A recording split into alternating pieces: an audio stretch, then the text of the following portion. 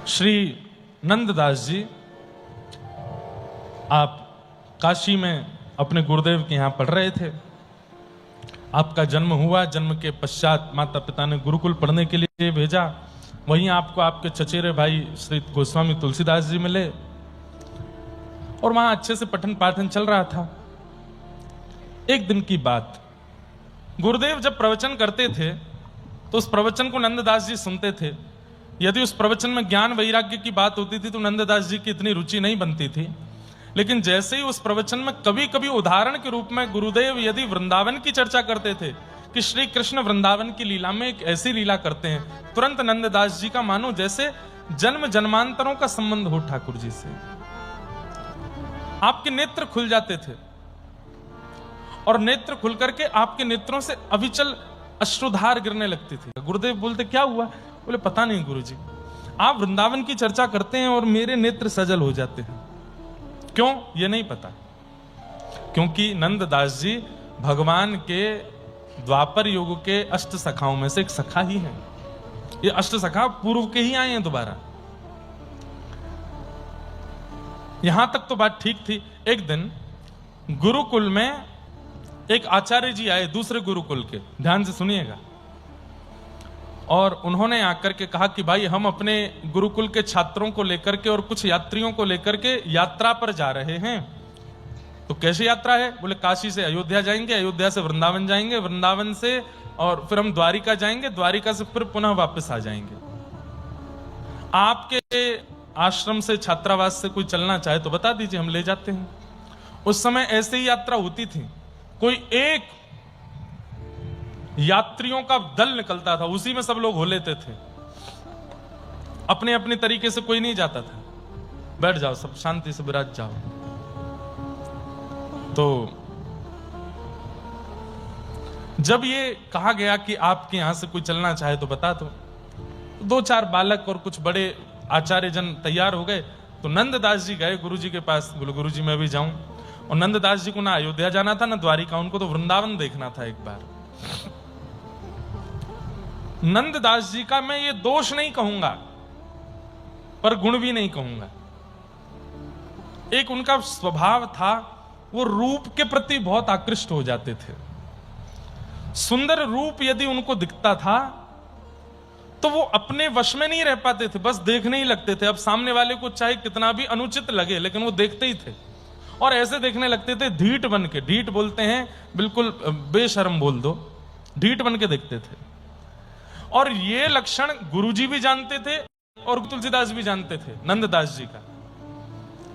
तो दोनों को बड़ा डर लगता था कि भाई ये नंददास मन का बुरा नहीं है, लेकिन कभी कभी हमने गंगा घाट काशी में इसको देखा है, ये रूप देख करके ऐसे देखने लगता है कि सामने वाला व्यक्ति हो जाता है, कहीं कभी कोई इसके साथ कोई दुर्घटना ना हो जाए, कोई कुछ गलत ना हो जाए। तो इसलिए नंददास जी को बाहर भेजने में गुरुदेव और तुलसीदास जी दोनों संकोच करते थे। आज नंददास जी ने बड़े करुण भाव से गुरुदेव से कहा, गुरुजी क्या मैं यात्रा पे जा सकता हूं? गुरुजी ने तुरंत तुलसीदास जी को देखा तो तुलसीदास जी बोले नहीं गुरुजी। बोले देखो नंददास, हम भेजने में कोई दिक्कत नहीं है, पर तुम्हारा एक लक्षण है, हमको उससे बहुत डर लगता है। भाई समाज संसार है, तुम तो मन के स्वच्छ हो, पर तुम्हारी दृष्टि कई बार ऐसी हो जाती है, सामने वाला कहीं तुम पर आरोप प्रत्यारोप आक्षेप लगा दे तो फिर कहां जाओगे? गुरुजी मैं ध्यान रखूंगा, मैं ऐसा कुछ भी नहीं होने दूंगा जिससे आपके ऊपर कोई बात आवे, मुझे एक बार जाने दीजिए ना। नहीं माने, रात भर चरण दबाए। फिर गोस्वामी तुलसीदास जी के पास बैठे, बोले भैया आप ही कह दीजिए ना गुरुदेव से, एक बार मुझे वृंदावन जाना है, बस एक बार नंद नंदन श्याम सुंदर का दर्शन करना। बोले तुम्हारी भक्ति की बात सुनते हैं तो मन करता है भेज दें, तुम्हारा स्वभाव गुण जो है उससे बहुत डर लगता है। नंददास जी बोले मैं वचन देता हूं, कुछ नहीं बिगड़ेगा, आप मुझे जाने दो। गोस्वामी जी ने दूसरे दिन सुबह गुरुदेव से बात की और कहा गुरुदेव भेज दीजिए, अब राम जी जो ही जाएगा आप भेज दीजिए, और मुझे वचन दिया है वो ध्यान रखिएगा। ठीक है।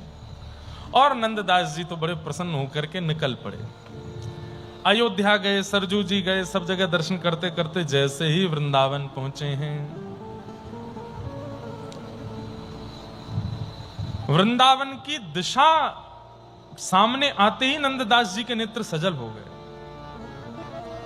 अब एक बात आप सोचेंगे कि इनके अंदर एक विकार भी है, लेकिन भक्ति कैसी प्रेम युक्त है वो भी तो देखिए। भले ही रूप देखने का विकार चित्त में है, परंतु प्रेम भक्ति कैसी है वृंदावन के प्रति। वहीं से ही दंडवत करने लगे, श्री वृंदावन में जाकर के वृक्षों को प्रणाम करने लगे, वृक्षों को आलिंगन करने लगे, उस समय के प्रकट मंदिरों के दर्शन करने लगे, गिरिराज पर्वत का दर्शन किया, श्री यमुना जी का दर्शन करके तो निहाल हो गए। एक ही काम करते रहे, क्या? वृंदावन की परिक्रमा। जितने दिन वृंदावन में रहे, सब यात्री इधर उधर घूम रहे हैं, पर ये वृंदावन की परिक्रमा से दूर ही नहीं गए, बस घूमते ही रहे और रोमें विलखें और केवल वृंदावन की परिक्रमा करें। 4-5 दिन वृंदावन में रहने के बाद सब यात्रियों ने कहा अब आगे की यात्रा पर चले। तो नंददास जी बोलते एक दिन और रुक जाइए, अभी गोकुल देख लेते हैं। अगले दिन बोले एक दिन और रुक जाइए, नंदगांव देख लेते हैं, एक दिन और रुक जाइए। ऐसे करते करते नंददास जी ने उस यात्रा को 1 महीने तक वृंदावन में रोक के रखा। 1 महीना बाद सब चिढ़ गए नंददास जी से, बोले ये कोई हमारा भरण पोषण करने वाला है? इसकी बात मान करके आप यात्रा को 1 महीने से वृंदावन में रोके हैं। अरे वापस काशी भी जाना है, अभी द्वारिका तक भी पहुंचना है, चलिए अब यहां से। और सबने निश्चित कर लिया कि कल तो हम चले ही जाएंगे। नंददास जी रात भर सोए नहीं और आपने फिर कहा कि अब मैं रह भी नहीं पाऊंगा वृंदावन के बिना। और सुबह प्रातःकाल सबके उठने से पहले ही आप यात्रा छोड़ करके और वृंदावन के सघन कुंज में जाके बैठ गए। सुबह होकर के यात्रियों ने सबने ढूंढा, लेकिन नंददास जी नहीं मिले। और सब लोगों ने सोचा भलिया है, बला थी सिर पर, छूट गई छूट जान दो, चलो आगे। और सब इनको वृंदावन में छोड़ के द्वारिका प्रस्थान कर गए। द्वारिका प्रस्थान कर गए। नंददास जी बड़े प्रसन्न हैं, अब वृंदावन में रहते हैं, यमुना जी का दर्शन करते हैं, खूब प्रेम से इधर उधर घूमते हैं, आनंद करते हैं। लेकिन एक दिन यमुना जी के तट पर बैठे बैठे आपके मन में आया कि मैंने बिना गुरुदेव से आज्ञा लिए, बिना अपने आचार्य को बताए वृंदावन धाम में रहना स्वीकार किया, कहीं इसका अपराध तो नहीं लग जाएगा मुझे। और मूल बात यह थी कि ठाकुर जी का अनुभव नहीं हुआ अभी तक, इसलिए इनको लगा कि कहीं गुरुदेव का अपराध तो नहीं लगा हुआ है मुझे कि मैंने उनसे बिना पूछे कर लिया। तो इन्होंने तुरंत अपना सामान उठाया और एक क्षण में ही दौड़े। यात्रा ज्यादा दूर नहीं पहुंची होगी, मैं चला जाता हूं, यात्रा में ही दोबारा सम्मिलित होकर काशी जाके गुरुदेव से आज्ञा लेके, नहीं मानेंगे तो मनाऊंगा, पर उनको मनाए बिना वृंदावन नहीं आऊंगा। चले गए। लेकिन स्थिति क्या हुई, ध्यान से सुनना। अब जिस रास्ते से यात्रा वृंदावन में प्रवेश करी थी वो रास्ता इनको पता था। ये दौड़ करके उस रास्ते पे जाएं और दौड़ते दौड़ते दौड़ते दौड़ते शाम हो जाए, और शाम को आकर के क्या देखते हैं, जहां से दौड़ना शुरू किया था दौड़ के वहीं आ गए, यमुना जी के तट पर। स्थिति ये हो गई कि पहले ये वृंदावन का त्याग नहीं कर रहे थे, अब वृंदावन इनको नहीं छोड़ रहा था। बहुत प्रयास किया, अलग अलग मार्गों से बाहर निकलने का प्रयास किया, लेकिन घूम फिर करके ये वहीं आ जाते। मन में विचार किया कि अब तो वृंदावन ही बाहर जाने का निकास मार्ग बंद कर दिया है मेरे लिए, अब मैं क्या करूं। तब आप रज से प्रणाम करते हैं, यमुना जी को प्रणाम करते हुए कहते हैं कि मेरी आगे की गति क्या होने वाली है, या तो उस गति के ओर मुझे ले चलिए, या फिर मुझे स्पष्टीकरण कर दीजिए कि मेरे को जीवन में ठाकुर जी मिलेंगे कि नहीं। अब वृंदावन में रहना ही है तो इसका स्पष्टीकरण किसी घटना के माध्यम से लीला करिए तो सही मेरे साथ। इस प्रकार रज से, यमुना जी से, ब्रज भूमि से प्रणाम कर किया। और आप एक दिन भ्रमण कर रहे थे, एक सुंदर कुआं था, कुआं जानते हैं जिससे पानी आता है, उस कुएं पर जाकर के आप स्नान कर रहे थे। बहुत सावधानी से सुनिएगा, क्योंकि असावधानी करेंगे तो इस लीला के प्रति आपका दोष भाव प्रकट हो सकता है। बहुत सावधानी से सुनना। एक कुआं पर आप स्नान कर रहे थे और उस कुएं के सामने एक क्षत्रिय व्यक्ति का घर था। उस क्षत्रिय व्यक्ति की पत्नी छत्राणी वो छत पर खड़े होकर के अपने गीले बालों को सुखा रही थी, और स्नान करते करते नंददास जी की उस पर दृष्टि पड़ी। जैसे ही दृष्टि पड़ी, ये तो देखते ही रह गए उसको। मैंने पहले ही बताया कि रूप देखने का दोष था इनके अंदर,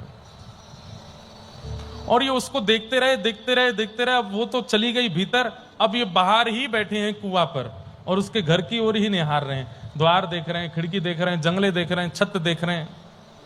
सुबह से शाम हो गई लेकिन नंददास जी वहां से हिले नहीं। उस छत्री के घर में एक दासी काम करती थी, वो बार बार अंदर जा रही थी, बाहर आ रही थी। उसने नंददास जी को 3-4 बार देखा। मन में आया कि कौन है, यहां क्यों बैठे हैं। भीतर जाकर के उसने छत्राणी से कहा कि द्वार पर एक बड़े दीनहीन से बैठे हैं और रूप देखने में तो ब्राह्मण लगते हैं, है सूत्र है और तेजस्वी भी हैं, पर हमारे घर की ओर ही देख रहे हैं, आप जानती हैं क्या उनको। छत्राणी ने झांक करके जंगले से देखा, बोले नहीं हम तो नहीं जानते इनको, जाके पूछो क्या बात है। दासी ने जाकर के नंददास जी से पूछा, आप हमारे घर के द्वार पर बैठे हैं, कारण? झूठ नहीं बोला, सत्य बता दिया। बोले अंदर और कौन रहता है? बोले हमारे मालिक मालकिन रहते हैं। और भी कोई है? बोले नहीं, बस मालिक मालकिन हैं, उनके पिताजी वृद्ध और उनकी वृद्ध माता जी हैं। अच्छा, मैं सुबह स्नान कर रहा था तो ऊपर छत पर कोई बाल सुखा रही थी, वो कौन थी? हमारी मालकिन होंगी, उनका रूप बहुत सुंदर है, उनको देखने के लिए बैठा हूं मैं यहां पे। आप उनसे बोल देंगे कि वो छत पे आ जाएं। सुनकर के दासी के तो ताम्रवर्ण हो गया, कैसी बात करता है धूर्त, तू शर्म नहीं आती इस तरीके से बोलने में? इसमें शर्म की क्या बात है? उनका रूप सुंदर है और रूप इसीलिए तो मिलता है कि देखा जा सके। आप उनको बोलिए ना, बस एक क्षण दिख जाएं। मैंने जल भी नहीं पिया सुबह से और ना मुझे भूख लग रही है ना मुझे प्यास लग रही है, बस मैं एक बार उनको देख लूं फिर मैं जलपान करूंगा। दासी दौड़ करके भीतर गई और सिर पकड़ करके बोली, ये कैसी बला आ लगी है घर पर। वो बाहर खड़ा है आपको देखने के लिए, सुबह उसने आपको देख लिया था, तब से वो आपकी ही देखने की प्रतीक्षा में है। अब तो वो छत्राणी घबरा गई, बोले ये कैसा, अरे घर में सबको पता चलेगा, सब क्या सोचेंगे, सबके मन में क्या बात आएगी, इसको कैसे भी भगाओ ना यहां से। खूब प्रयास किया। नंददास जी बोले मैं चला जाऊंगा, एक बार उनसे कह दो मुझे दिख जाए। दासी ने जाके कहा, सब जगह बात फैले, घर में बात जावे, आप उससे बढ़िया एक बार छत पे जाके इसको दिख जाओ, ये चला जाएगा। और वो छत्राणी जाकर के, बड़ा अटपटा सा चरित्र है नंददास जी का, सुनिए। दासी छत्राणी छत पर आकर के खड़ी हो गई और नंददास जी ने उसको देख लिया और जैसा कहा था वैसा ही, बस एक झलक देख करके तुरंत कुएं का जल लेके फिर पानी पिया, जलपान किया, वो वहां से चले गए। दासी और छत्राणी बोली बला गई, भगवान पता नहीं कभी कभी क्या परीक्षा लेते हैं। अगले दिन भोर में दासी जैसे घर पर आई तो क्या देखती है, नंददास जी फिर से बाहर बैठे हैं और वहीं देख रहे हैं। दासी बोली अब क्या चाहिए, आज का कोटा भी तो उनके दर्शन से ही पूरा होगा, उनसे बोल दीजिए छत पे आ जाएं। क्या कर रहा है तू? मुझे भोजन नहीं सुहाता, मुझे जल नहीं सुहाता, उनको देखने के बाद ही इच्छा होती है कुछ खाने पीने की, एक बार बोल दीजिए ना। दासी भीतर गई, छत्राणी से जाके बोली ये तो फिर आ गया है, द्वार पर खड़ा है। छत्राणी बोली ये मेरे कौन से पाप का मुझे फल मिल रहा है, ये क्या हो रहा है साथ में। उसी समय उस घर के स्वामी छत्री का आगमन हुआ।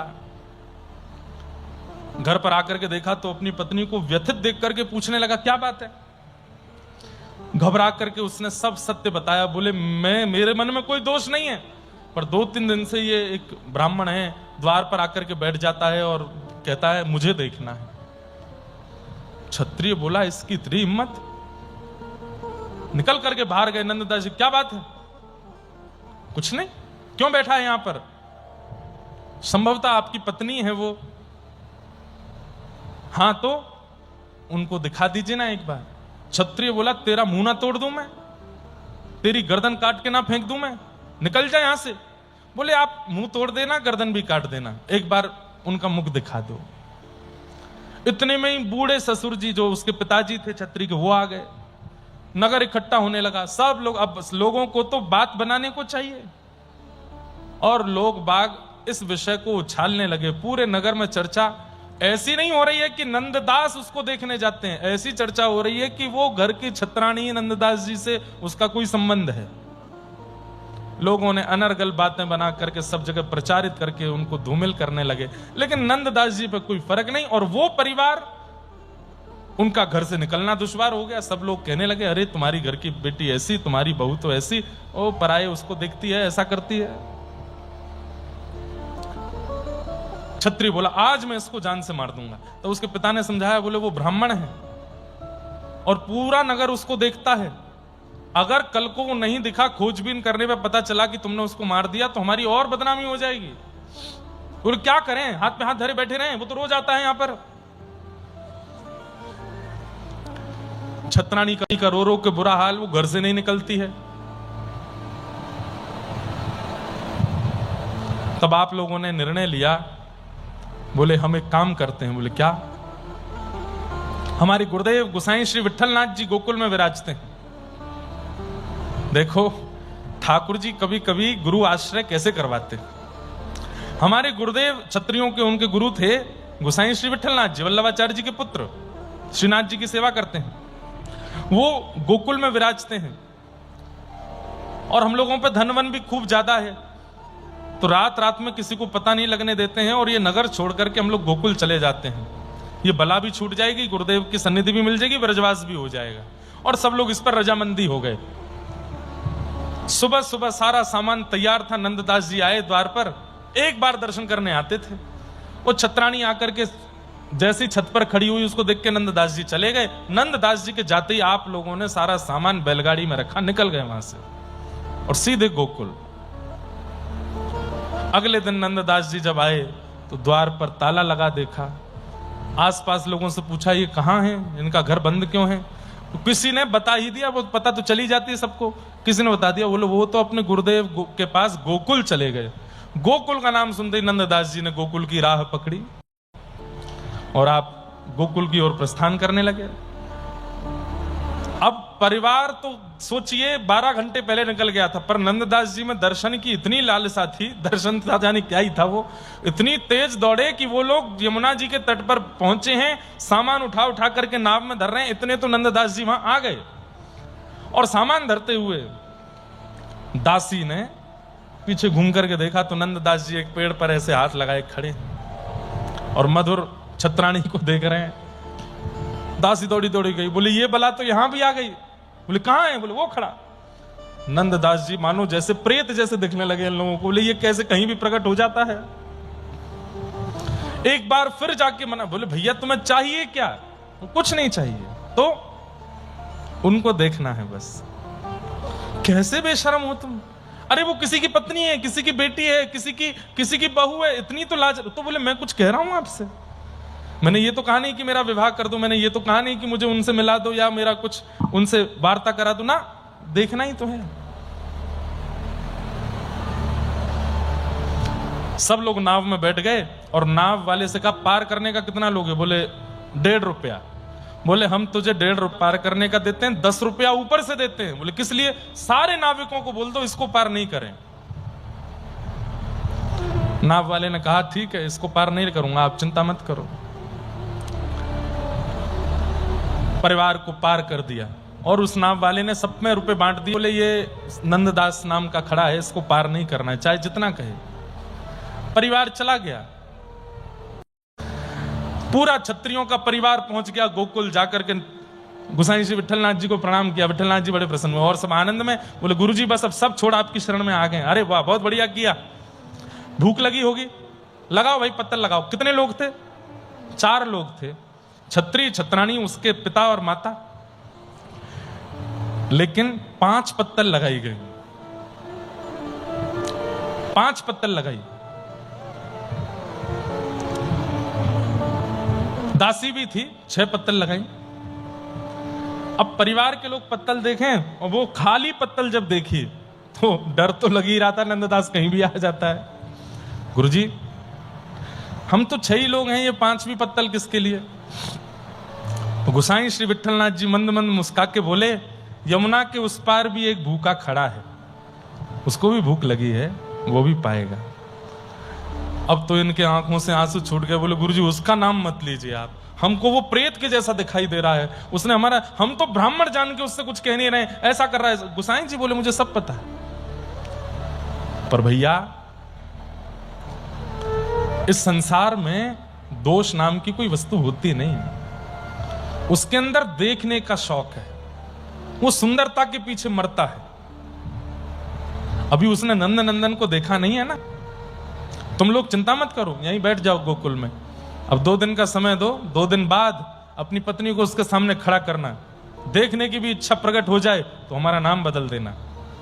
और हमने नाव भेजी है उसको बुलाने के लिए, बुलाओ। एक नाविक गया, नंददास सुबह से बैठे थे, हाथ जोड़ रहे थे नाव वालों के, कोई भी उनको पार नहीं कर रहा था। तब एक नाविक आया, बोले गोसाई श्री विट्ठलनाथ जी ने नाव भेजी है, तुमको बुलाया है गोकुल, चलो। आप गोकुल पहुंचे, गोसाई श्री विट्ठलनाथ जी के सामने जैसे ही पहुंचे, गोसाई जी का दर्शन किया।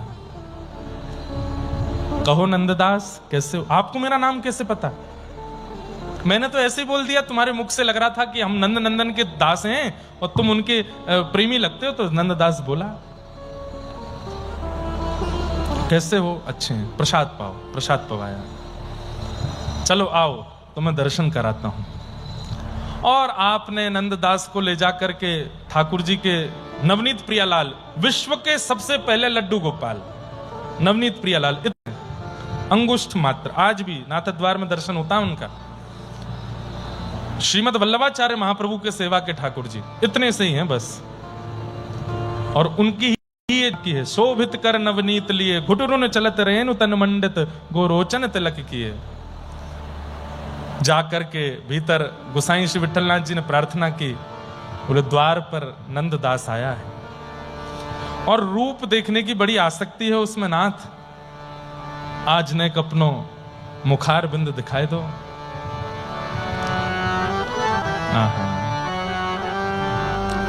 आज कृपा कर दो ना नाथ। ऐसी आसक्ति, ऐसी दृढ़ता किसी को देखने की मैंने पहली बार देखी है किसी में।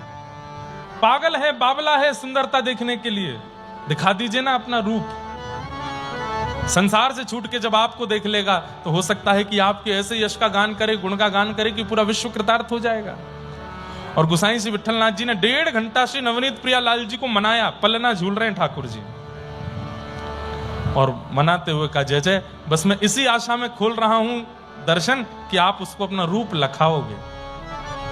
और जैसे ही कपाट खोले हैं, पलना पर ऐसे हाथ में नवनीत लिए और एक हाथ नीचे है, 2 घुटनों पर ठाकुर जी सुंदर यशोदा मैया की चुनरी पहने छोटे से लड्डू गोपाल झूल रहे हैं झूला। और जैसे ही कपाट खुले, नंददास जी ने नेत्र खोल करके सामने देखा।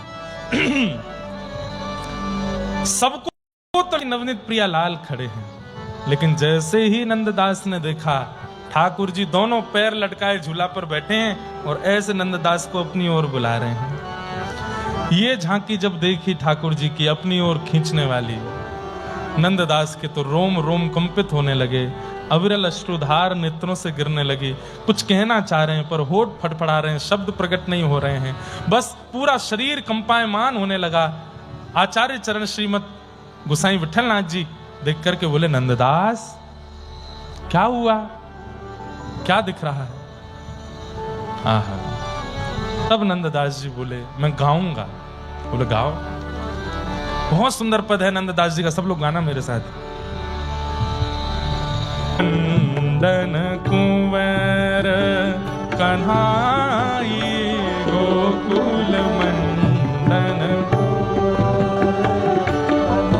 हे नंददास को जीवन गिरधर, नंददास को जीवन गिरधर। जैसे ही ये पद गा रहे थे, गोसाई श्री विट्ठलनाथ जी दौड़ करके गए और उस क्षत्रिय परिवार की उस महिला को बुला करके लाए। प्रेम मगन होकर के नंददास जी नाच रहे हैं ठाकुर जी के आगे, वो घबरा रही है सामने आने में। गोसाई जी बोले, मैं कहता हूं आओ यहां पर। जैसे ही वो आकर के खड़ी हुई, गोसाई जी ने नंददास से कहा, नंददास जरा पीछे मुड़ के देखना। पीछे मुड़ करके जब उसी महिला को पुनः देखा, नंददास जी ने चरणों में प्रणाम कर लिया और प्रणाम करके कहा, गुरुदेव अब इनके अलावा और किसी को देखने की इच्छा नहीं है, अब ये नेत्रों में बस गए हैं, ये चित्त में बस गए हैं। और उछल करके नृत्य करके गाने लगे, नंददास को जीवन गिरधर, नंददास नंददास को जीवन गिरधर नंददास को जीवन गिरधर नंददास को जीवन गिरधर हे गोकुल मंदन कुंवर कन्हाई गोकुल मंदन कुंवर हे राधे राधे गोविंद गोविंद राधे हे राधे राधे गोविंद गोविंद राधे हरि गोविंद राधे गोपाल राधे भजो गोविंद राधे गोपाल राधे हे भजो हगो हे बोलो राधे राधे गोविंद गोविंद राधे राधे राधे गोविंद गोविंद राधे गोविंद राधे गोपाल राधे गोविंद राधे गोपाल राधे हे भजो राधे राधे गोविंद गोविंद राधे राधे राधे गोविंद गोविंद राधे हे नंददास को जीवन गिरधर नंददास को हे गोकुल मंदन कुंवर कन्हाई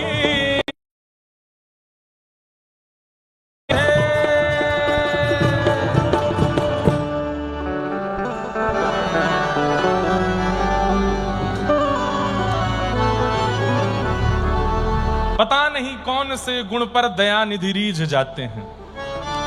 ये दयानिधि आपसे कब कहां कैसे रीझ जाते हैं कुछ पता नहीं है।